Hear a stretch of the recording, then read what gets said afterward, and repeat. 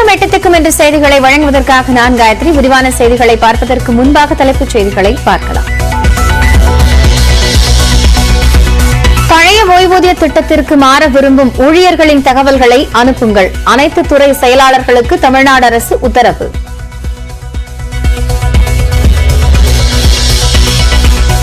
ஏற்றமிகு 7 திட்டத்தின் கீழ் புதிதாக 44 மருத்துவமனைகளுக்கு முதலமைச்சர் அடிக்கல். முதல்வரின் காலை உணவு திட்டம் மேலும் 433 பள்ளிகளுக்கு விரிவாக்கம்.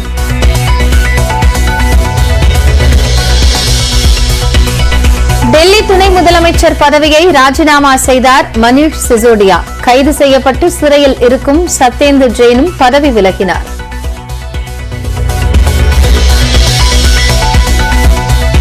டெல்லியில் பிரதமர் மோடியை சந்தித்தார் அமைச்சர் உதயநிதி ஸ்டாலின். கேலோ இந்தியா போட்டிகளை தமிழ்நாட்டில் நடத்த கோரிக்கை.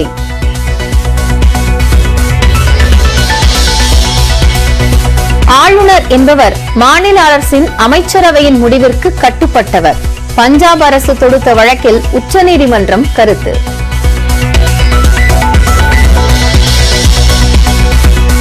மாபெரும் தலைவரின் மகனாக இருந்தாலும் தனது திறமையால் முன்னேறியவர் முதல்வர் ஸ்டாலின். முதலமைச்சரின் 70வது பிறந்தநாள் விழா புகைப்பட கண்காட்சியை திறந்து வைத்து கமல்ஹாசன் பேட்டி.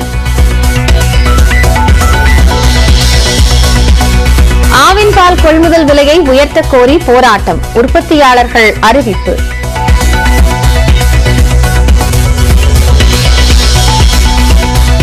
மனித கழிவுகளை மனிதனே அள்ளும் அவலத்தை தடுக்க நடவடிக்கை. தலித் இந்திய வர்த்தக தொழிற்சங்கத்துடன் சென்னை பெருநகர கழிவு நீரகற்று வாரியம் ஒப்பந்தம்.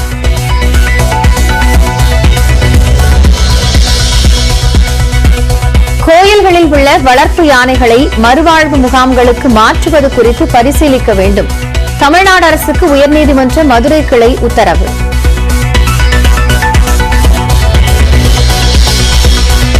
நாசிக் மார்க்கெட்டில் 1 கிலோ வெங்காயத்தின் விலை 2 ரூபாயாக சரிந்தது. மகாராஷ்டிரா சட்டப்பேரவைக்கு வெங்காய மாலையுடன் வந்த எதிர்க்கட்சி எம்எல்ஏக்கள்.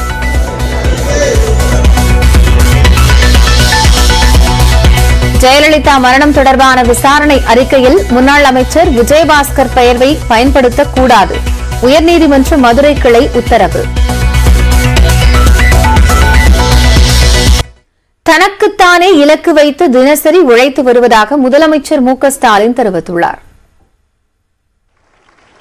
சென்னை அண்ணா நூற்றாண்டு நூலகத்தில் நடைபெற்ற நிகழ்ச்சியில் ஏற்றமிகு 7 திட்டங்களின் கீழ் புதிய திட்டங்களை முதலமைச்சர் ஸ்டாலின் தொடங்கி வைத்தார். ஊட்டச்சத்து குறைபாடுள்ள குழந்தைகளுக்கு சிறப்பு ஊட்டச்சத்து உணவு வழங்கும் திட்டம், திருநங்கையர்களுக்கான மாதாந்திர உதவித்தொகை 1500 உயர்த்தும் திட்டம், காலை உணவு திட்டத்தை 500 மாநகராட்சி மற்றும் நகராட்சி பள்ளிகளுக்கு விரிவாக்கம் செய்யும் ஆணையை முதலமைச்சர் வழங்கினார். இது மட்டுமல்லாமல் பல்வேறு அரசு பணிகளில் தேர்வானவர்களுக்கு பணி நியமன ஆணைகளும் வழங்கப்பட்டன. 44 புதிய மருத்துவமனை கட்டடங்களுக்கு அடிக்கல் நாட்டப்பட்டது. மேலும் மாற்றுத்திறனாளிகளுக்கான பல்வேறு நலத்திட்ட உதவிகள் வழங்கப்பட்டன. சென்னை மாநகராட்சி பகுதிகளில் கழிவுநீர் அகற்றும் பணிகளை நவீனமயமாக்கப்படும் என்ற அறிவிப்பும் வெளியிடப்பட்டது. இந்த நிகழ்ச்சியில் பேசிய முதலமைச்சர் ஸ்டாலின், ஆட்சிக்கு வந்து 2 ஆண்டுகள் நிறைவடைய உள்ள நிலையில் 2 லட்சம் கோடி ரூபாய் அளவில் புதிய முதலீடுகள் ஈர்க்கப்பட்டுள்ளதாக கூறினார். எளிய மக்கள் பயன்பெறும் வகையில் எண்ணற்ற திட்டங்களை தொடங்கி வைத்து வருவதாகவும் முதலமைச்சர் தெரிவித்தார். தனக்குத்தானே இலக்கு வைத்து தினசரி உழைத்து வருவதாகவும் முதலமைச்சர் குறிப்பிட்டார். இவர்களுடைய வழித்தடத்தில் வந்திருக்கக்கூடிய நான் கிடைக்கின்ற பொறுப்புகளின் மூலமாக மக்களுக்கு சேவையாற்றும் இலக்குகளை எல்லா காலத்திலும் எனக்கு நானே வைத்துக் கொள்கிறேன். எனக்கு யாரும் இலக்கு வைக்கவில்லை, எனக்கு நானே இலக்கு வைத்துக் கொள்கிறேன். அந்த இலக்கை அடையவே என்னாலும் உழைக்கிறேன். ஏழையின் சிறப்பிலே இறைவனை காண்போம் என்பதுதான் பொதுவான இலக்கு. அதனால்தான் மக்கள் பயன்பெறக்கூடிய எண்ணற்ற திட்டங்களை தொடர்ந்து துவக்கி வைக்கிறேன். இந்த நிகழ்ச்சியில் அமைச்சர்கள் கே.என். நேரு, கீதா ஜீவன், மா. சுப்பிரமணியன், சேகர் பாபு, சென்னை மாநகராட்சி மேயர் பிரியா, சட்டமன்ற நாடாளுமன்ற உறுப்பினர்கள் உள்ளிட்ட பலர் கலந்து கொண்டனர். இந்த நிகழ்ச்சி நிறைவடைந்ததும் முதலமைச்சர் ஸ்டாலினுக்கு 100க்கும் மேற்பட்ட பள்ளி குழந்தைகள் பிறந்தநாள் வாழ்த்துக்களை தெரிவித்தனர்.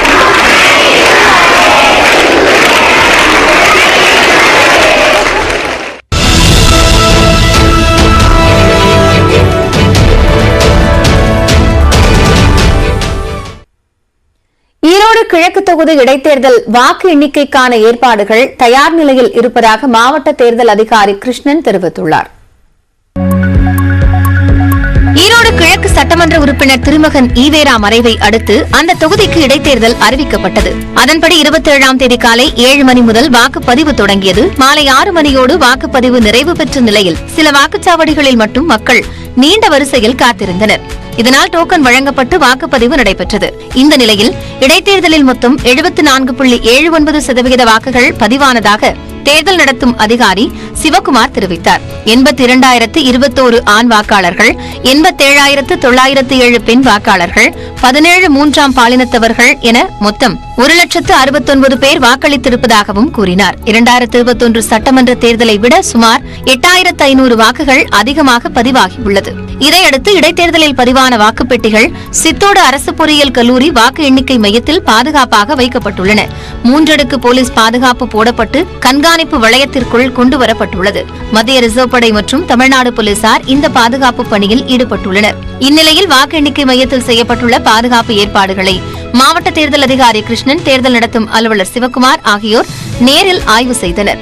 அப்போது செய்தியாளர்களிடம் பேசிய மாவட்ட தேர்தல் அதிகாரி கிருஷ்ணன், வாக்கு எண்ணிக்கை மையத்தில் 48 சிசிடிவி கேமராக்கள் பொருத்தி 24 மணி நேரமும் கண்காணிக்கப்பட்டு வருவதாக கூறினார். பழுதான இயந்திரத்தில் பதிவான வாக்குகள் கணக்கில் எடுத்துக் கொள்ளப்படும் என்றும் அவர் தெரிவித்தார். இன்னைக்கு technical there is an in between process scrutiny, அதுவும் இன்னைக்கு ஒப்சர்வர் அண்ட் ஆர்ஓ தலைமையில் வித் கேண்டிடேட்ஸ் அது முடிச்சிருக்காங்க. 16 மேசைகள் அமைக்கப்பட்டு 15 சுற்றுகளாக வாக்கு எண்ணிக்கை நடைபெறும் என்றும் மாவட்ட தேர்தல் அதிகாரி கிருஷ்ணன் தெரிவித்தார். இன்சைட் 2 லேயர் சிஏபிஎஃப் செக்யூரிட்டி இருக்கும். அதுக்கு அடுத்து ஆர்ம்டு போலீஸஸ் இருக்கும். அதுக்கு வெளியில அவுட்டர் பெரிமீட்டர்னு சொல்றதுல நம்ம போலீஸ் இருக்கும். ஸோ இதுதான் பாதுகாப்பு arrangements. So all together 450 personals இருக்கும். இதை ஒட்டுமொத்தமா 27ஆம் தேதி நடைபெற்ற இடைத்தேர்தலில் பதிவான வாக்குகள் மார்ச் 2ஆம் தேதி எண்ணப்பட்டு அன்றைய தினமே முடிவுகள் அறிவிக்கப்பட உள்ளன. திமுக கூட்டணி சார்பில் காங்கிரஸ் கட்சியின் EVKS இளங்கோவன், அதிமுக சார்பில் தென்னரசு, நாம் தமிழர் கட்சி சார்பில் மேனகா, தேமுதிக சார்பில் ஆனந்த் உட்பட 77 பேர் களத்தில் உள்ள நிலையில் இடைத்தேர்தல் முடிவுகள் குறித்து பெரும் எதிர்பார்ப்பு எழுந்துள்ளது. ஆவின் பால் கொள்முதல் விலையை உயர்த்த வலியுறுத்தி மார்ச் 11ஆம் தேதி முதல் போராட்டம் நடத்த உள்ளதாக உற்பத்தியாளர்கள் அறிவித்துள்ளனர். தமிழ்நாடு அரசின் ஆவி நிறுவனம் வாயிலாக தினமும் 40 லட்சம் லிட்டர் பால் கொள்முதல் செய்யப்பட்டு வந்தது. இந்நிலையில் தற்போது பால் கொள்முதல் 29,50,000 லிட்டர் முதல் 30 லட்சம் லிட்டராக குறைந்துள்ளது. 1 லிட்டருக்கு 30 ரூபாய் கொடுத்து ஆவி நிறுவனம் பால் கொள்முதல் செய்து வரும் நிலையில் தனியார் நிறுவனங்கள் 40 முதல் 45 ரூபாய் வரை கொடுத்து பால் கொள்முதல் செய்கின்றன. இதனால் ஆவி நிறுவனத்திற்கு பதிலாக தனியாருக்கு அதிகம் பால் விற்பனை செய்வதே ஆவின் பால் கொள்முதல் குறைந்ததற்கு முக்கிய காரணமாக பார்க்கப்படுகிறது. கொள்முதல் அளவு குறைந்ததால் மதுரை, தூத்துக்குடி, நெல்லை உள்ளிட்ட இடங்களில் ஆவின் பால் பாக்கெட் தட்டுப்பாடு ஏற்பட்டுள்ளதாக புகார் எழுந்தது. மேலும் முகவர்களுக்கு வழங்கப்படும் பால் விநியோக அளவை குறைக்க ஆவி நிறுவனம் உத்தரவிட்டுள்ளதாகவும் தகவல் வெளியானது. இதற்கு மறுப்பு தெரிவித்த தமிழ்நாடு பால்வளத்துறை அமைச்சர் நாசர், சீசன் காரணமாகவே பால் கொள்முதல் குறைந்துள்ளதாகவும் ஓரிரு நாட்களில் விநியோகம் வழக்கம் போல நடைபெறும் என்றும் தெரிவித்தார். இந்த நிலையில் 4 ஆண்டுகளுக்கு பிறகு கொள்முதல் விலையை வெறும் 3 ரூபாய் உயர்த்தியது பெரும் அதிருப்தியை ஏற்படுத்தியுள்ளதாக பால் உற்பத்தியாளர்கள் தெரிவித்துள்ளனர். மார்ச் 10ஆம் தேதிக்குள் பால் விலையை 7 ரூபாய் உயர்த்தி எங்களுக்கு உடனடியாக வழங்க மறுத்தால் நாங்கள் மார்ச் 11ஆம் தேதியிலிருந்து பாலை ஆவினுக்கு அனுப்புவதிலிருந்து நிறுத்திக் கொள்வோங்கிற அடிப்படையில் நாங்கள் மதுரை ஆவின் பொது மேலாளரிடமும் பால்வள துணை பதிவாளரிடமும் மனுக்கள் அளித்திருக்கிறோம். மாடுகளுக்கான செலவுகள் 4 மடங்கு விலை உயர்ந்துள்ள நிலையில் பாலுக்கும் ஆவி நிறுவனம் உரிய விலை அளிக்க மறுப்பதாக விவசாயிகள் வேதனை தெரிவித்துள்ளனர். அந்த அரசாங்கம் நல்ல விலை கொடுக்கறது வரைக்கும் விவசாயிகள்லாம் கடுமையா பாதிக்கப்படுவான். அதனால தயவு செய்து அரசாங்கம் ஒரு 7 ரூபாயாவது லிட்டர் கூட கொடுக்கணும். தமிழகத்தில் உற்பத்தியாகும் 1 கோடி லிட்டர் பாலை முழுமையாக கொள்முதல் செய்வதற்கான அனைத்து நடவடிக்கைகளையும் தமிழ்நாடு அரசு போர்க்கால நடவடிக்கையாக எடுக்க வேண்டும் என திருச்சி, வேலூர், திருவண்ணாமலை உள்ளிட்ட மாவட்ட பால் உற்பத்தியாளர்கள் கோரிக்கை விடுத்துள்ளனர்.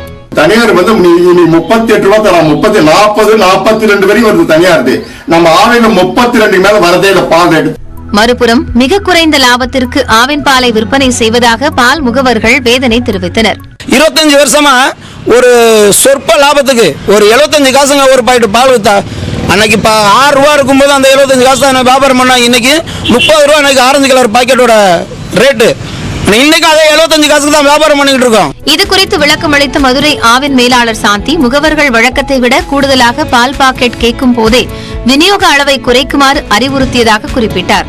கொள்முதல் விலை உயர்வு தொடர்பாக அரசின் கவனத்திற்கு எடுத்துச் சென்றுள்ளதாகவும் அவர் தெரிவித்தார். இதனிடையே தென் மாவட்டங்களில் இருந்து பால் டேங்கர் லாரிகள் வரத்து குறைந்ததால் அம்பத்தூர் ஆவின் தொழிற்சாலையில் பால் பாக்கெட் உற்பத்தி தாமதம் அடைந்தது. இதனால் விநியோகமும் தாமதமானது.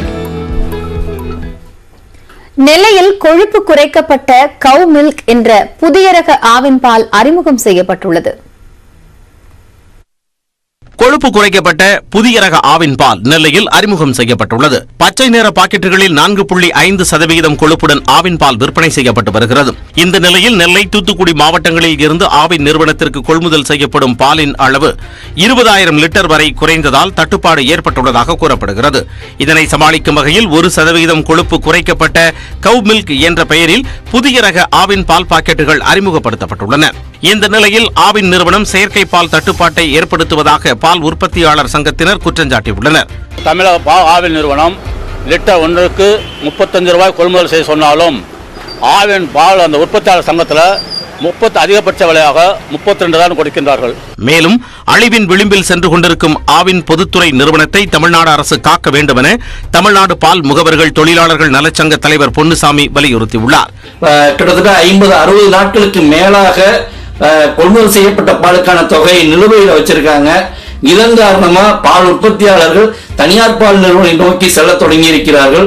திருப்பூர், கோவை, சென்னை, அம்பத்தூர் உள்ளிட்ட இடங்களிலும் ஆவின் பால் தட்டுப்பாடு ஏற்பட்டதாகவும் அவர் சுட்டிக்காட்டியுள்ளார்.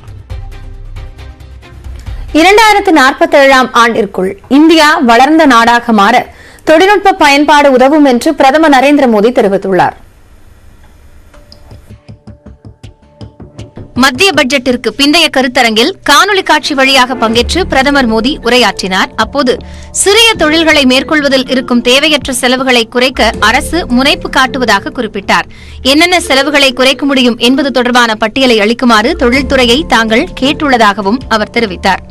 நாட்டின் அனைத்து இடங்களிலும் டிஜிட்டல் தொழில்நுட்ப புரட்சி ஏற்படுவதை உறுதி செய்யும் நோக்கில் நவீன டிஜிட்டல் உட்கட்டமைப்புகள் உருவாக்கப்பட்டு வருகின்றன என்று கூறிய பிரதமர் மோடி, முக அடையாளங்களுக்கு அப்பாற்பட்டு வரி செலுத்துவதற்கான தொழில்நுட்பத்தை தற்போது பயன்படுத்தி வருவதாகவும், இதன் மூலம் வரி செலுத்துவோர் எதிர்கொண்ட பல்வேறு பிரச்சினைகளுக்கு தீர்வு காணப்பட்டுள்ளதாகவும் அவர் கூறினார். இதுபோல பல்வேறு வகைகளில் குடிமக்களின் வாழ்க்கை தரத்தை உயர்த்த தொழில்நுட்பம் பயன்படுத்தப்படுவதாகவும் பிரதமர் மோடி கூறினார். 5G மற்றும் செயற்கை நுண்ணறிவு ஆகிய தொழில்நுட்பங்கள் குறித்து தற்போது அதிகம் பேசப்படுவதாகவும், மருத்துவம், கல்வி, விவசாயம் உள்ளிட்ட பல்வேறு துறைகளில் இந்த தொழில்நுட்பம் மாற்றத்தை ஏற்படுத்த உள்ளது என்றும் பிரதமர் மோடி தெரிவித்தார். பொதுமக்கள் சந்திக்கும் 10 பிரச்சினைகளுக்கு செயற்கை நுண்ணறிவு தொழில்நுட்பத்தின் மூலம் தீர்வு காண முடியும் என்றும் அவர் பெருமிதத்துடன் குறிப்பிட்டார். टेक्नोलॉजी ने रेलवे रिजर्वेशन को और आधुनिक बनाया और सामान्य से सामान्य मानवी को इसमें कितना बड़ा सिरदर्द हो गया. ஒரே நாடு ஒரே ரேஷன் திட்டத்தை சாத்தியப்படுத்தியது தொழில்நுட்பம்தான் என்றும், ஜன்தன் எனும் வங்கிக் கணக்கு தொடங்கும் திட்டம், ஆதார், மொபைல் எண் ஆகியவை ஏழைகளுக்கு நன்மைகளை வழங்கும் மும்மூர்த்திகளாக உள்ளன என்றும் பிரதமர் மோடி தெரிவித்தார். இதனால் 21ஆம் நூற்றாண்டு தொழில்நுட்பம் சார்ந்தது என்றும், அவற்றை இணைய தொழில்நுட்பம், டிஜிட்டல் மட்டும்தான் என்ற அளவில் சுருக்கிவிட முடியாது என்றும் தெரிவித்தார்.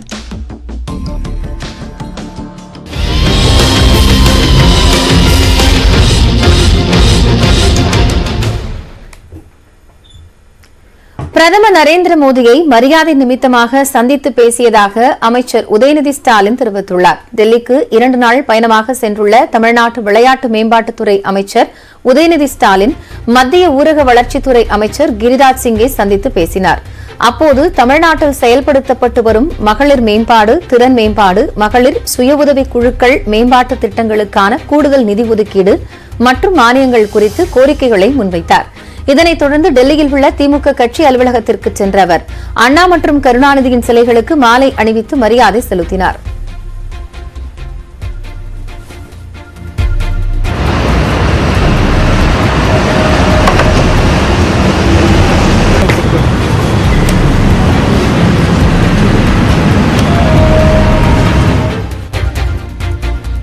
பின்னர் மாலையில் பிரதமர் நரேந்திர மோடியை உதயநிதி ஸ்டாலின் சந்தித்தார். சுமார் 30 நிமிடங்களுக்கு இந்த சந்திப்பு நீடித்தது. இதையடுத்து செய்தியாளர்களை சந்தித்த அமைச்சர் உதயநிதி ஸ்டாலின், அடுத்த முறை கேலோ இந்தியா விளையாட்டுப் போட்டிகளை தமிழ்நாட்டில் நடத்த பிரதமர் மோடியிடம் கோரியதாக தெரிவித்தார். சார் நீட் விவகாரத்தையும் நான் அவர்கிட்ட சொன்னேன். அப்போ அவர் சில விளக்கங்கள்லாம் எனக்கு கொடுத்தாரு. நான் சொன்னேன் சார், தமிழ்நாட்டு மக்களுடைய மனநிலை இதுதான், அதை நான் உங்கள்கிட்ட சொல்ல வேண்டிய ஒரு கடமை அப்படின்னு சொல்லிட்டேன். தொழில்முறை சட்ட போராட்டம் தொடரும்னு சொன்னேன். தமிழ்நாட்டில் +1 மற்றும் +2 வகுப்பு மாணவர்களுக்கு புதன்கிழமை செய்முறை தேர்வு தொடங்குகிறது. 12ஆம் வகுப்பு மாணவர்களுக்கான பொதுத் தேர்வு மார்ச் 13 முதல் ஏப்ரல் 3ஆம் தேதி வரை நடைபெறுகிறது. இதனை மாநிலம் முழுவதும் 8,51,482 பேர் எழுதுகின்றனர். இதேபோன்று 11ஆம் வகுப்பு பொதுத் தேர்வு மார்ச் 14 முதல் ஏப்ரல் 5ஆம் தேதி வரை நடைபெறுகிறது. 7,87,783 பேர் இந்த தேர்வினை எழுதுகின்றனர். இந்நிலையில் 11 மற்றும் 12ஆம் வகுப்பு மாணவர்களுக்கான செய்முறை தேர்வை மார்ச் 1 முதல் 9ஆம் தேதிக்குள் நடத்தி முடிக்க பள்ளிக்கல்வித்துறை அறிவுறுத்தியிருந்தது. இதையடுத்து 11 மற்றும் 12ஆம் வகுப்பு மாணவர்களுக்கான செய்முறை தேர்வு புதன்கிழமை தொடங்குகிறது. முதற்கட்டமாக மார்ச் 1 முதல் 4ஆம் தேதி வரையிலும், இரண்டாம் கட்டமாக மார்ச் 6 முதல் 9ஆம் தேதி வரையிலும் செய்முறை தேர்வுகள் நடைபெறுகின்றன. இயற்பியல், வேதியியல், உயிரியல், தாவரவியல், கணினி அறிவியல், தொழிற்கல்வி பயிலும் மாணவர்கள் செய்முறை தேர்வை எதிர்கொள்ள உள்ளனர். செய்முறை தேர்வை வேறு பள்ளியில் இருந்து நியமிக்கப்படும் ஆசிரியர்கள் நடத்துவார்கள்.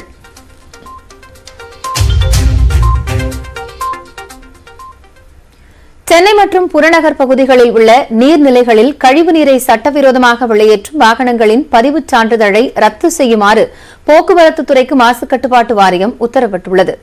இது தொடர்பாக அறிவிப்பு விடுத்துள்ள மாசு கட்டுப்பாட்டு வாரியம், சுத்திகரிக்கப்படாத கழிவுநீர் நீர்நிலைகள் மற்றும் காலியிடங்களில் டேங்கர் லாரிகள் மூலமாக சட்டவிரோதமாக வெளியேற்றப்படுவதை கண்டறியப்பட்டுள்ளதாக தெரிவிக்கப்பட்டுள்ளது. இத்தகைய செயல்களில் ஈடுபடும் வாகனங்களின் பதிவுச் சான்றிதழை ரத்து செய்து விரிவான விளம்பரம் வெளியிடவும் உத்தரவிடப்பட்டுள்ளது. உரிய உரிமம் பெற்ற லாரிகள் மூலம் கழிவுநீர் பெறப்பட்டு சுத்திகரிப்பு நிலையங்களுக்கு அனுப்பி வைக்கப்படுவதை உறுதி செய்யுமாறும் உத்தரவு பிறப்பிக்கப்பட்டுள்ளது. சட்டவிரோதமாக கழிவுநீரை வெளியேற்றுவோர் மீது கடுமையான நடவடிக்கை எடுக்கப்படும் என்றும் எச்சரிக்கை விடுக்கப்பட்டுள்ளது.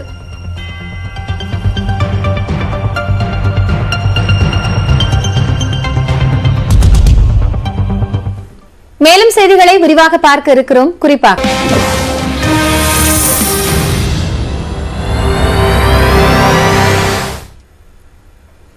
மீண்டும் பழைய ஓய்வூதிய திட்டத்தை அமல்படுத்துவது தொடர்பாக விரிவான அறிக்கை அனுப்ப அனைத்து துறை செயலாளர்களுக்கு தமிழ்நாடு அரசு உத்தரவிட்டுள்ளது. 2004ஆம் ஆண்டு அரசு ஊழியர்களுக்கு புதிய ஓய்வூதிய திட்டம் அமல்படுத்தப்பட்டது. இதன்படி ஓய்வு பெற்ற அரசு ஊழியர்களுக்கு மாதந்தோறும் ஊதியம் கிடைக்காது. இதனால் புதிய ஓய்வூதிய திட்டத்தை எதிர்த்து அரசு ஊழியர்கள் போராட்டத்தில் ஈடுபட்டனர். இந்நிலையில் புதிய ஓய்வூதிய திட்டத்திற்கு மாற விரும்பும் ஊழியர்களின் விவரங்களை அனுப்ப கோரி அனைத்து துறை செயலாளர்களுக்கும் தமிழ்நாடு அரசு உத்தரவிட்டுள்ளது. ஊழியர்கள் அளிக்கும் தகவல்கள் நீதிமன்ற வழக்கு, அரசாணை அடிப்படையில் இறுதி முடிவு எடுக்கப்படும் என்று கூறப்படுகிறது. பழைய ஓய்வூதிய திட்டத்தின் கீழ் அரசு ஊழியர்களுக்கு ஓய்வூதிய தொகை முழுவதும் ஓய்வுக்கு பிறகு அரசால் வழங்கப்படும். பணிபுரியும் காலத்தில் பணியாளர்களின் சம்பளத்தில் இருந்து ஓய்வூதிய தொகை கழிக்கப்படுவதில்லை. பழைய ஓய்வூதிய திட்டத்தின் கீழ் ஓய்வு பெற்ற அரசு ஊழியர் ஆண்டுக்கு 2 முறை அகவிலை நிவாரண திருத்தத்தின் பலனை பெறுவார். பழைய ஓய்வூதிய திட்டத்தின் கீழ் கடைசியாக எடுக்கப்பட்ட சம்பளத்தில் தோராயமாக 50% ஓய்வூதியமாக வழங்கப்பட்டது. அரசு ஊழியர்கள் மட்டுமே ஓய்வு பெற்ற பிறகு பழைய ஓய்வூதிய திட்டத்தின் கீழ் ஓய்வூதியம் பெற தகுதியுடையவர்கள். புதிய ஓய்வூதிய திட்டத்தில் ஊழியர்களுக்கு மாதந்தோறும் ஊதியம் கிடைக்காது. தனியார் துறை ஊழியர்களும் இணையலாம். ஊழியர்கள் தங்களது சம்பளத்தில் இருந்து 10% பங்களிக்கின்றனர். இந்த தொகை சந்தையுடன் இணைக்கப்பட்ட பங்குகளில் முதலீடு செய்யப்படும். புதிய ஓய்வூதிய திட்டத்தில் 1,50,000 ரூபாய் வரையிலான சேமிப்புக்கு வருமான வரி சட்டம் 80C கீழ் வரி விலக்கு அளிக்கப்படும். அதேபோல் கூடுதலாக 50,000 ரூபாய் ஆண்டு சேமிப்புக்கு 80CCD பிரிவின் கீழ் வருமான வரி விலக்கு அளிக்கப்படும். பணி ஓய்விற்கு பிறகு ஊழியர் ஓய்வூதிய தொகையில் ஒரு பகுதியை மொத்தமாக பெறலாம். முதிர்ச்சியின் போது 60% வரி விலக்கு அளிக்கப்படும். மீதமுள்ள 40% வரிக்கு உட்பட்டது. புதிய ஓய்வூதிய திட்டத்தில் 18 வயது முதல் 65 வயதிற்குட்பட்ட அனைத்து இந்திய குடிமக்களும் தகுதியுடையவர்கள். ராஜஸ்தான், சத்தீஸ்கர், ஜார்க்கண்ட், பஞ்சாப் மற்றும் இமாச்சல பிரதேச மாநிலங்கள் மீண்டும் பழைய ஓய்வூதிய திட்டத்தை அமல்படுத்தியுள்ளன. அண்மை காலமாக பென்ஷன் தொடர்பான செய்திகள் தொடர்ந்து வெளியாகி வருகின்றன. ஓய்வு காலத்தில் எவ்வளவு பென்ஷன் கிடைக்கும் என்பதை கணக்கிடலாம் என்பது குறித்து இன்றைய நாணயம் பகுதியில் விளக்குகிறார் சிறப்பு செய்தியாளர் விஷ்ணுராஜ்.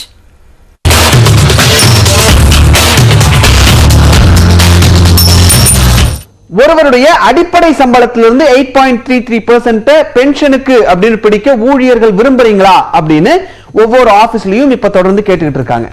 நீங்க உங்களுடைய அடிப்படை சம்பளத்தினுடைய அடிப்படையில பென்ஷன் பங்களிப்பு நீங்க வழங்குனீங்கன்னா ஒவ்வொரு மாசமும் பென்ஷனுக்கு அப்படின்னு கூடுதலா ஒரு தொகை சென்று சேரும். சரி, அப்படி பென்ஷன் திட்டத்துக்கு கூடுதல் பணம் கொடுக்கறதால ஓய்வு காலத்தின் போது எனக்கு ஒவ்வொரு மாசமும் எவ்வளவு பென்ஷன் கிடைக்கும் அப்படின்றத கால்குலேட் பண்ண முடியுமான்ற ஒரு கேள்வி இருக்கு. அதை கணக்கிடுறது அப்படிங்கிறது ரொம்ப ஈஸி. உதாரணமா, நீங்க ஓய்வு பெறக்கூடிய ஆண்டுக்கு முன்னாடி நீங்க வாங்கின கடைசி 60 மாத அடிப்படை சம்பளத்தினுடைய ஆவரேஜ் தொகை எவ்வளவு இருக்கிறதோ அந்த 60 மந்த் ஆவரேஜ் பேசிக் பே எவ்வளவு அப்படிங்கறது நம்ம நீங்க பார்க்கணும். அது ஒரு 50,000 ரூபாய் அப்படின்னு வச்சுப்போம்.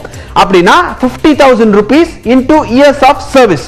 நீங்க 25 ஆண்டுகள் இந்த பென்ஷனுக்கு பங்களிப்பு கொடுத்திருக்கீங்க அப்படின்னா 50,000 into 25 divided by 70. இந்த 70 என்ன அப்படின்னா இந்த சட்டம் இயற்றப்பட்ட போது இந்தியர்களுடைய சராசரி இறப்பு வயது அப்படிங்கிறது 70 வயது. அதனால 50,000 rupees into 25 divided by 70 அப்படின்னு கணக்கிட்டீங்கன்னா சுமார் 17,800 ரூபாய் உங்களுக்கு ஒவ்வொரு மாசமும் பென்ஷனா கிடைக்கும் நீங்க ஓய்வு பெறும்போது. இந்த திட்டத்துல நீங்க சேரல அப்படின்னா ஏற்கனவே பென்ஷன் பிடிக்கிறதுக்கு அப்படின்னு 15,000 ரூபாயை ஒரு அடிப்படை தொகைன்னு வச்சிருக்காங்க இல்லையா, அது into years of service divided by 70 அப்படின்னு கணக்கிட்டு உங்களுக்கு பென்ஷன் கொடுப்பாங்க. சோ இப்படிதான் உங்களுக்கு எவ்வளவு பென்ஷன் வருது அப்படின்றத கணக்கிட்டு நீங்களே தெரிஞ்சுக்கலாம்.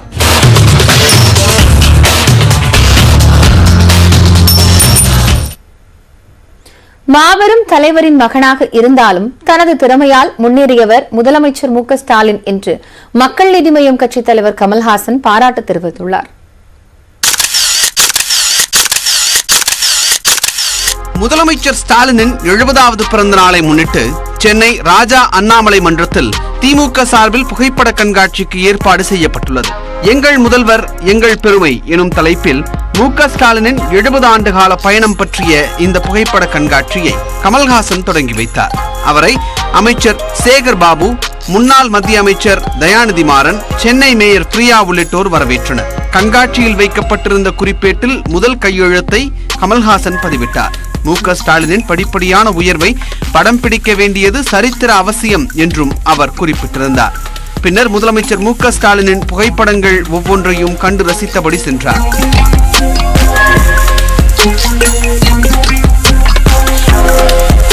மிசா சட்டத்தில் கைது செய்யப்பட்ட போது சிறையில் முதலமைச்சர் ஸ்டாலின் பட்ட கஷ்டத்தை விவரிக்கும் வகையில் அமைக்கப்பட்டிருந்த மாதிரி வடிவத்தின் அருகே நின்று புகைப்படம் எடுத்துக்கொண்டார். அதன் பின் செய்தியாளர்களிடம் பேசிய கமல்ஹாசன் இந்தியன் 2 திரைப்படம் தொடர்ச்சியாக நடைபெற்று வருவதாக தெரிவித்தார். படப்பிடிப்பை ஒத்திவைத்துவிட்டு இந்த நிகழ்ச்சிக்கு வந்திருப்பதாகவும் கூறினார்.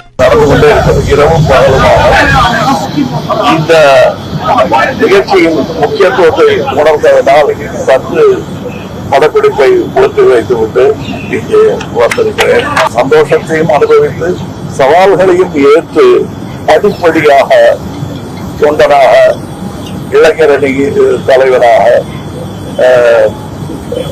சட்டமன்ற உறுப்பினராக, மேயராக, அமைச்சராக, துணை முதல்வராக, இன்று தமிழகத்தின் முதல்வராக என்று படிப்படியாக உயர்ந்து வருவது என்பது அவருடைய பொறுமையை மட்டுமல்ல, திறமையும் காட்டுகிறது. திமுகவுடன் கூட்டணி அமைப்பது குறித்த கேள்விக்கு தற்போது பதில் சொல்ல முடியாது என்றும் கமல்ஹாசன் தெரிவித்தார். இந்த நேரம் அல்லாது இல்ல அது இப்ப சொல்லக்கூடாது. அதாவது நான் வந்து சீன் பை சீன் தான் கதையை நகர்த்தணும். முதலமைச்சர் மு க ஸ்டாலின் வாழ்வின் முக்கிய தருணங்களை புகைப்படங்களாக காட்சிப்படுத்தப்பட்டுள்ள இந்த கண்காட்சி மார்ச் 12ஆம் தேதி வரை நடைபெற உள்ளது.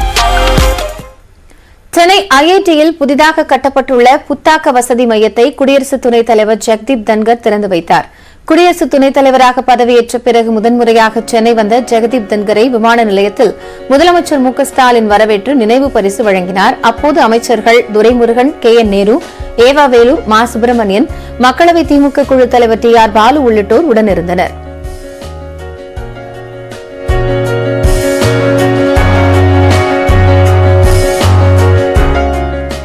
அதைத் தொடர்ந்து ஐஐடியில் நடைபெற்ற நிகழ்ச்சியில் குடியரசு துணைத் தலைவர் பங்கேற்றார். அப்போது ஐஐடியில் புதிதாக கட்டப்பட்டுள்ள புத்தாக்க வசதி மையத்தை குடியரசு துணைத் தலைவர் ஜெகதீப் தன்கர் திறந்து வைத்தார். இந்த நிகழ்ச்சியில் உயர்கல்வித்துறை அமைச்சர் பொன்முடி மற்றும் ஐஐடி இயக்குநர் காமக்கோடி உள்ளிட்டோர் பங்கேற்றனர்.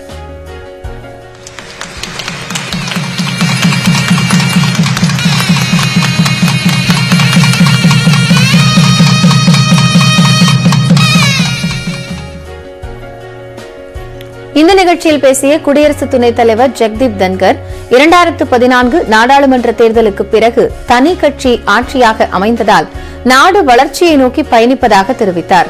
பொருளாதார வளர்ச்சியில் உலக நாடுகளில் இந்தியா முக்கிய இடத்தில் இருப்பதாக கூறினார். 2047ஆம் ஆண்டில் இந்தியா முக்கிய இடத்தில் இருக்கும் என்றும் இதில் IIT போன்ற நிறுவனங்களின் பங்களிப்பு அதிகம் இருக்கும் என்றும் நம்பிக்கை தெரிவித்தார். நாடாளுமன்றத்தின் ஜனநாயக மதிப்பு குறையாமல் காக்க வேண்டியது அவசியம் என்றும் குடியரசு துணைத் தலைவர் ஜெக்தீப் தன்கர் தெரிவித்தார்.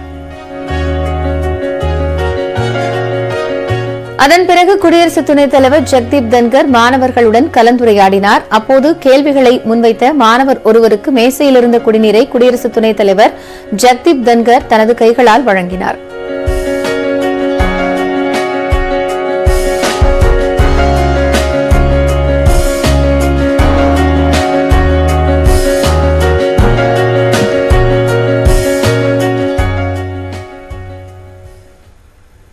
சென்னையில் தூய்மை பணியாளர்களின் மன அழுத்தத்தை குறைக்கும் வகையில் மாநகராட்சி சார்பில் பொழுதுபோக்கு அம்சங்களுடன் ஓய்வறை கட்டிக் கொடுக்கப்பட்டுள்ளது.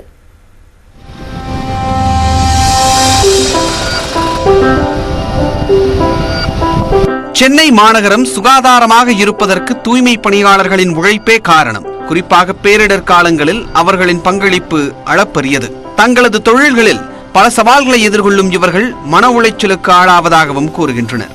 அவற்றை போக்கும் வகையிலும் அவர்களுக்கு புத்துணர்ச்சி அளிக்கும் விதமாகவும் சென்னை மாநகராட்சி தனியார் நிறுவனத்துடன் இணைந்து பல்வேறு நடவடிக்கைகளை மேற்கொண்டு வருகிறது. அதன் ஒரு பகுதியாக ராயப்பேட்டையில் தூய்மை பணியாளர்களுக்கு ஓய்வறை அமைக்கப்பட்டுள்ளது. தனியார் காஃபி ஷாப் போன்று தோற்றமளிக்கிறது. ரிலாக்ஸ் டைம்ல அப்போ சாப்பிட்டுட்டு எல்லாம் ஜாலியாக பேசிட்டு வீட்டு கவலை எல்லாம் மறந்துட்டு நல்லா ரிலாக்ஸாக இருப்போம். வேலையில் எல்லா கஷ்டத்தை மறந்து எல்லாம் ஒரு ஃப்ரெண்டாக மனசு விட்டு பேசி இது பண்ணிட்டு ரிலாக்ஸாக இருப்போம். பொழுதை போக்கவும் மகிழ்ச்சியாக இருக்கவும் செஸ், கேரம் விளையாட்டு சாதனங்கள் மட்டுமின்றி புத்தகங்களும் வைக்கப்பட்டுள்ளன. கேம் இன்ட்ரெஸ்ட்னா கேரம் இது, செஸ் இது ஆடலாம், இது வேணும் ஆடலாம். அப்படி ஏதாவது தாகமாக இது ஒன்றுனா கேண்டீன் இருக்குது, கேண்டீனில் போய் டீ காஃபி எதாவது குடிக்கலாம், குடிச்சிட்டு ரெஸ்ட் எடுத்துக்கலாம். தூய்மை பணியாளர்களுக்கு நேர்த்தியான உடை, பாதுகாப்பு உபகரணங்கள், 6 மாதங்களுக்கு ஒருமுறை இலவச மருத்துவ முகாம் நடத்தப்படுவதாக தனியார் நிறுவனத்தை சேர்ந்த ஹரிபாலாஜி தெரிவித்துள்ளார். குடும்ப சூழ்நிலை பல காரணங்கள் இருக்கு, வந்தாலும் அது ரொம்ப கடினமான வேலை. இப்போ அந்த மாதிரி இருக்கவங்கள நல்ல முறையில் நடத்துறது ரொம்ப முக்கியம். டிக்னிட்டி ஆஃப் லேபர் வந்து ரொம்ப ரொம்ப முக்கியம். ஆண்டுக்கு ஒருமுறை சிறந்த பணியாளர்கள் தேர்ந்தெடுக்கப்பட்டு அவர்கள் குடும்பத்துடன் இலவசமாக சுற்றுலாவிற்கு அழைத்துச் செல்லப்படுகின்றனர். தூய்மை பணியாளர்களின் நலனுக்காக மேற்கொள்ளப்படும் இத்தகைய நடவடிக்கைகள் பொதுமக்களின் பாராட்டை பெற்றுள்ளது.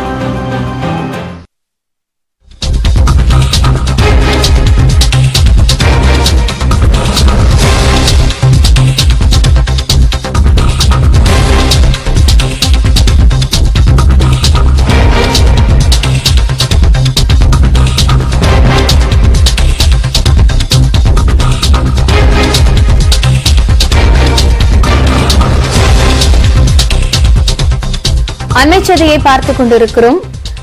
டெல்லிக்கு 2 நாள் பயணமாக சென்றிருக்கக்கூடிய தமிழக விளையாட்டுத்துறை அமைச்சர் உதயநிதி ஸ்டாலின் தற்போது பிரதமர் நரேந்திர மோடியை சந்தித்து பேசி வருகிறார்.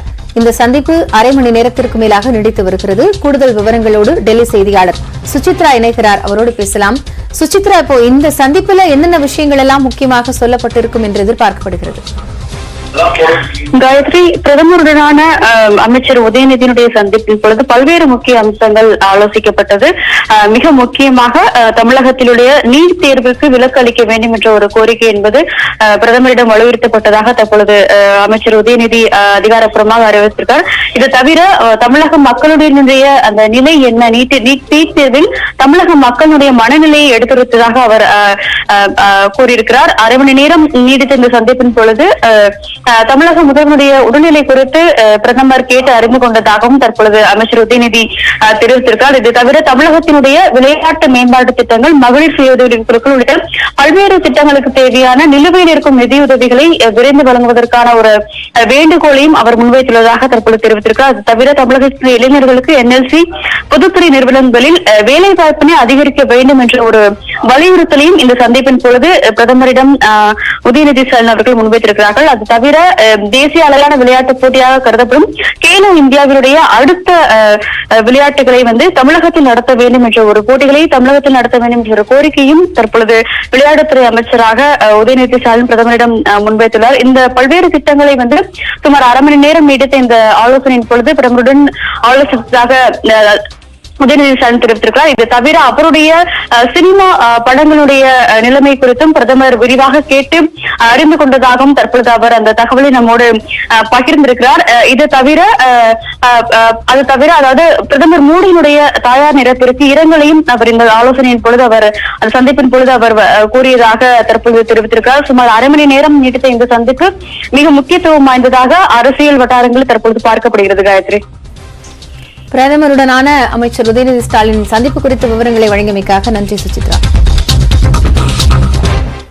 தொடரும் மற்ற செய்திகளை இடைவேளைக்கு பிறகு பார்க்கலாம்.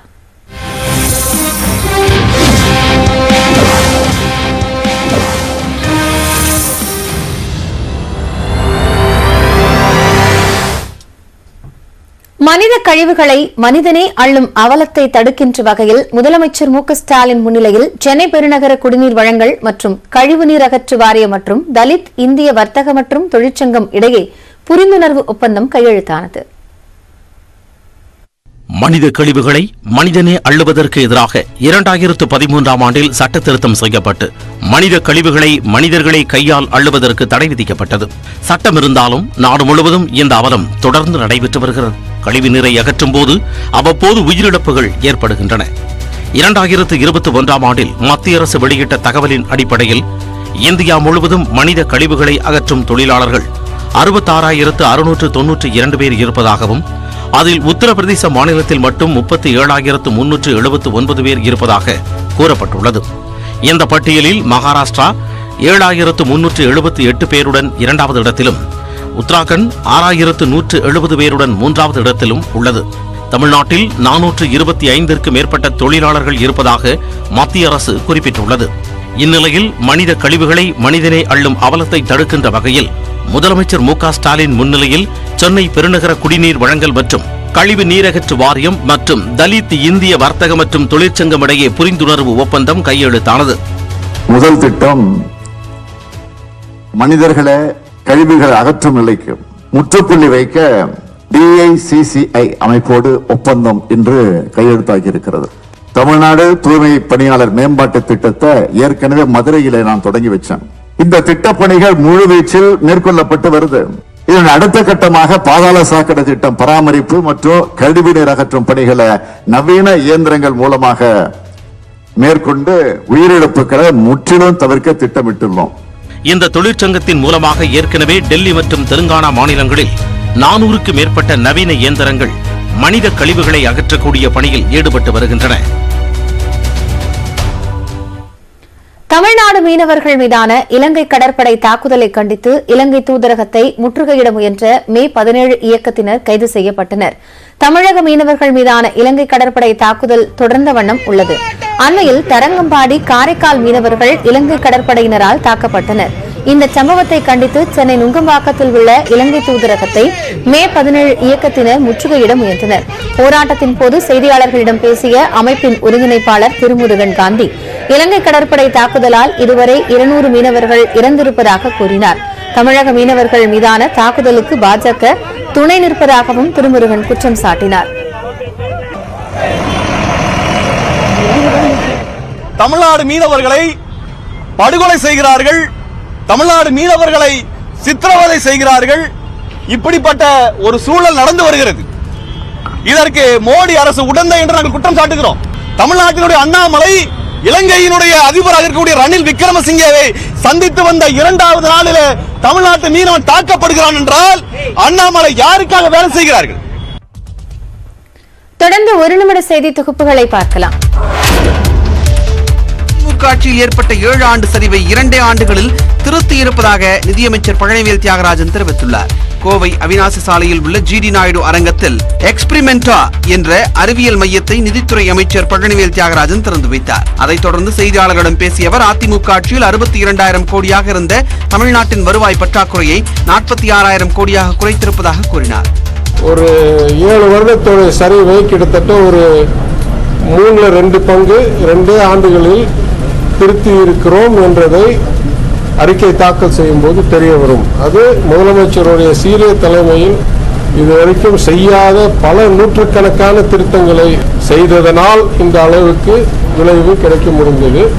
மத்திய அரசிடம் இருந்து தமிழ்நாட்டிற்கு 4000 கோடி ரூபாய்க்கும் மேலாக ஜிஎஸ்டி நிலுவைத் தொகை வரவேண்டியுள்ளதாக கூறிய அமைச்சர் பழனிவேல் தியாகராஜன் கல்விக் கடன் தள்ளுபடி குறித்து முதலமைச்சர் விரைவில் அறிவிப்பார் என்றும் கூறினார். மின் இணைப்புடன் ஆதார் எண்ணை இணைக்க பிப்ரவரி 28ஆம் தேதி கடைசி நாளாக உள்ள நிலையில் கூடுதல் கால அவகாசம் வழங்கப்படாது என்று மின்சாரத்துறை அமைச்சர் செந்தில் பாலாஜி தெரிவித்துள்ளார்.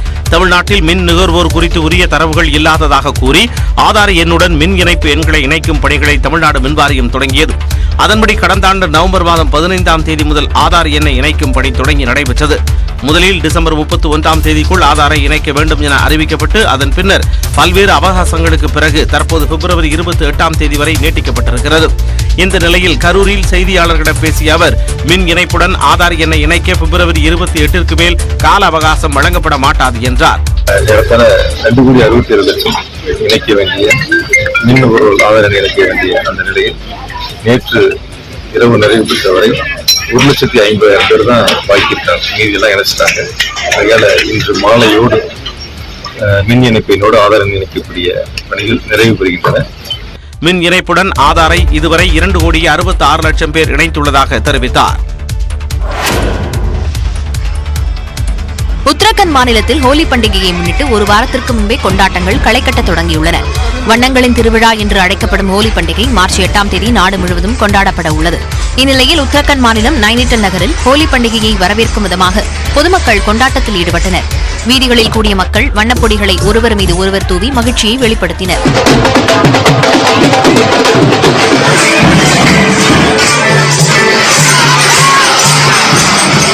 இதேபோன்று இல்லங்களில் கூடிய பெண்கள் உற்சாகத்துடன் ஆடி பாடி மகிழ்ந்தனர்.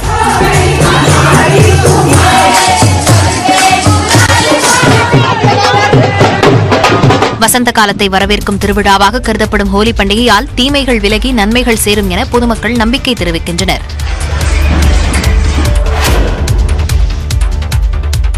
துருக்கியில் மீண்டும் ஏற்பட்ட நிலநடுக்கத்தில் ஒருவர் உயிரிழந்தார். துருக்கி சிரியா நாடுகளை மையமாக கொண்டு கடந்த 6ஆம் தேதி பயங்கர நிலநடுக்கம் ஏற்பட்டது.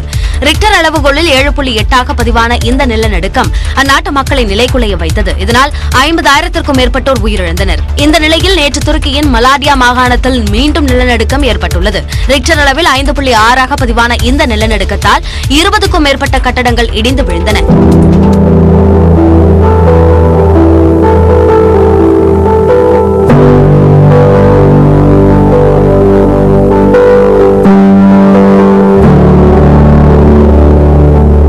இடிபாடுகளில் சிக்கி ஒருவர் உயிரிழந்த நிலையில் 100க்கும் அதிகமானோர் காயமடைந்தனர். இடிபாடுகளில் சிக்கிய மேலும் சிலரை மீட்கும் பணிகளில் மீட்புப் படையினர் ஈடுபட்டு வருகின்றனர். சிறு இடைவேளைக்கு பிறகு மற்ற செய்திகளை பார்க்கலாம்.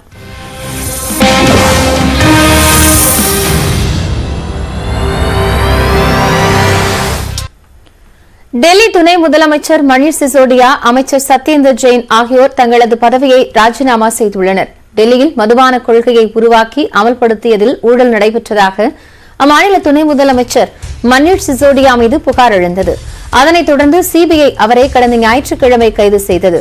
5 நாட்கள் சிபிஐ காவலில் எடுத்து விசாரிக்க நீதிமன்றம் அனுமதி வழங்கியிருந்தது. இதனை எதிர்த்து மணீஷ் சிசோடியா தரப்பில் உச்சநீதிமன்றத்தில் மேல்முறையீடு செய்யப்பட்டது.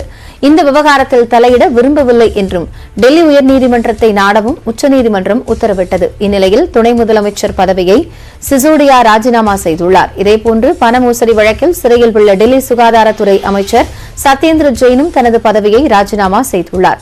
இருவரும் தங்களது பதவி விலகல் கடிதத்தை முதலமைச்சர் அரவிந்த் கெஜ்ரிவாலுக்கு அனுப்பியிருப்பதாக, அதை அவர் ஏற்றுக்கொண்டதாகவும் தெரிகிறது.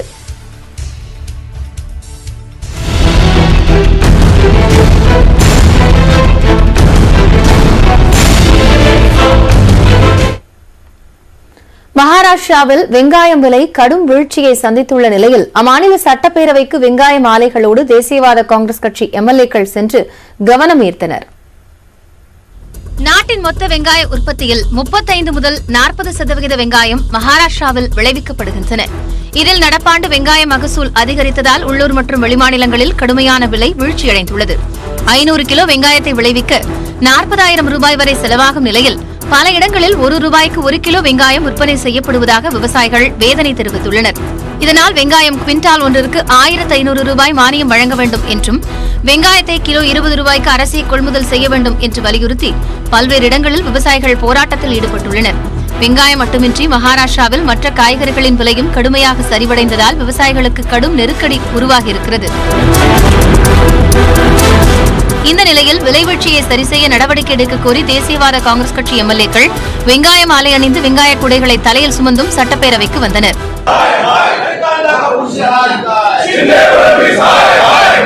மேலும் வெங்காய விலை வீச்சு குறித்து எதிர்க்கட்சிகள் சட்டசபையில் அமளியில் ஈடுபட்டன. அப்போது வெங்காயத்தை அரசே கொள்முதல் செய்வதன் மூலம் விவசாயிகளுக்கு நிவாரணம் வழங்க நடவடிக்கை எடுத்து வருவதாக துணை முதலமைச்சர் தேவேந்திர பட்னாவிஸ் விளக்கம் அளித்தார். இதை ஏற்க மறுத்த எதிர்க்கட்சியினர் விவசாயிகள் பிரச்சினை குறித்து விவாதம் நடத்த வலியுறுத்தி தொடர் அமளியில் ஈடுபட்டனர். இதனால் 2 முறை ஒத்திவைக்கப்பட்ட சட்டப்பேரவை பின்னர் நாள் முழுவதும் ஒத்திவைக்கப்பட்டது. ஆறுமுகசாமி ஆணையத்தால் முன்னாள் அமைச்சர் விஜயபாஸ்கர் மீது கூறப்பட்ட கருத்துக்கள் அனைத்திற்கும் இடைக்கால தடை விதித்து உயர்நீதிமன்ற மதுரை கிளை உத்தரவிட்டுள்ளது. முன்னாள் முதலமைச்சர் ஜெயலலிதா மரணம் தொடர்பான ஆறுமுகசாமி விசாரணை அறிக்கையில் முன்னாள் அமைச்சர் விஜயபாஸ்கரின் பெயர் குற்றம் சாட்டப்படுபவர்களில் ஒருவராக குறிப்பிடப்பட்டிருந்தது. இது தொடர்பான விசாரணை அறிக்கையில் தனது பெயரை சேர்த்ததற்கு தடை கோரி விஜயபாஸ்கர் சார்பில் உயர்நீதிமன்ற மதுரை கிளையில் வழக்கு தொடுக்கப்பட்டது. இந்த வழக்கு நீதிபதி GR சுவாமிநாதன் முன்னிலையில் விசாரணைக்கு வந்தபோது விஜயபாஸ்கர் தரப்பில் ஆஜரான வழக்கறிஞர் ஆறுமுகசாமி ஆணையம் குற்றவாளிக்கான சம்மனை விஜயபாஸ்கருக்கு வழங்கவில்லை என்றும் குற்றவாளிக்கான சம்மனை அனுப்பியிருந்தால் ஆணையத்தில் குறுக்கு விசாரணை செய்து குற்றச்சாட்டுகளை ஆதாரத்துடன் விஜயபாஸ்கர் மறுத்திருப்பார் என்றும் குறிப்பிட்டார். அனைத்து வாதங்களையும் கேட்டறிந்த நீதிபதி ஆறுமுகசாமி ஆணையத்தில் விஜயபாஸ்கர் பெயர் பயன்படுத்தப்பட்டிருக்கும் பத்திகளுக்கு இடைக்கால தடை விதித்து உத்தரவிட்டார். மேலும் ஆணையத்தின் குற்றச்சாட்டின் அடிப்படையில் குற்றவியல் விசாரணை நடத்த அரசாணையும் வெளியிடப்பட்டுள்ளது. எனவே ஜெயலலிதா மரண விவகாரத்தில் தன்னை குற்றம் செய்தவராக முடிவு செய்து விசாரணைக்கு உத்தரவிட வேண்டும் என்று ஆறுமுகசாமி ஆணையத்தின் பகுதிக்கு தடை விதிக்க வேண்டும் என்றும் வாதிட்டார். இதைத் தொடர்ந்து நீதிபதி ஜெயலலிதா மரண விவகாரத்தில் முன்னாள் அமைச்சர் விஜயபாஸ்கர் குற்றம் செய்தவராக முடிவு செய்து விசாரணைக்கு உத்தரவிட வேண்டும் என்றும் அவர் மீதான கருத்துக்கள் அனைத்திற்கும் இடைக்கால தடை விதித்தும் நீதிபதி உத்தரவிட்டார். இந்த வழக்கு தொடர்பாக தமிழக தலைமைச் செயலாளர் பதில் மனு தாக்கல் செய்ய உத்தரவிட்டு வழக்கு விசாரணையை ஒத்திவைத்து உத்தரவிட்டார்.